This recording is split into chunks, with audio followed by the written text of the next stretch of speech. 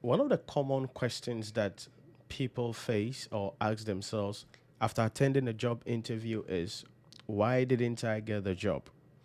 And chances are there are a couple of things that the HR expert or consultants were looking for, which the candidate was not having. One of the things that you need to understand is that the fact that you apply for a job and you are called for an interview does not guarantee that you're going to get the job. Beyond your qualification, expertise, and all of those things, beyond looking good, smelling great, taking care of yourself and everything,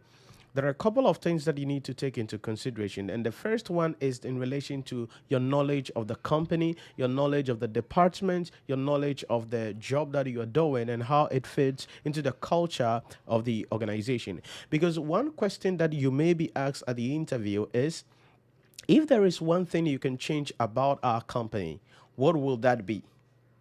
Now, sometimes it will not be in this particular tone, but it will be in another context with other forms of words put in together to form that question. What the interviewer is seeking to understand and know is whether you really have knowledge about the entity, you really know the culture of the company, or you understand the way the company operates and how things are done within the company. The reason why this is crucial to the employer is because of the fact that the entity will be comfortable employing somebody who already have knowledge and understanding and know about the culture of the company and know how things must be done so that they can quickly do an onboarding if you are appointed, and definitely be able to enable them to fast track everything and integrate you into the culture of the organization so we can start making or achieving results at the end of the day.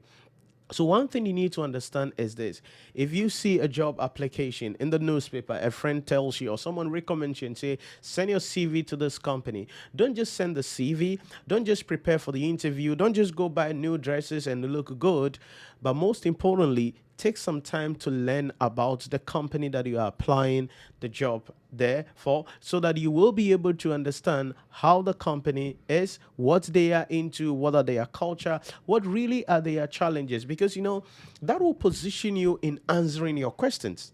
Like I tell you always, the work or the interview is looking for the candidate who can provide the solution to the problems that the entity is facing. So there will be a lot of people who have the same qualification, the same expertise, and everything like you have. So, how do you distinguish yourself from the other candidates? The only way you distinguish yourself from the other candidates is by demonstrating to the employer that you really have this company at heart, you understand this company, you are already familiar with their culture, and so you know exactly what must be done in order to enable the company to become successful. So, the next time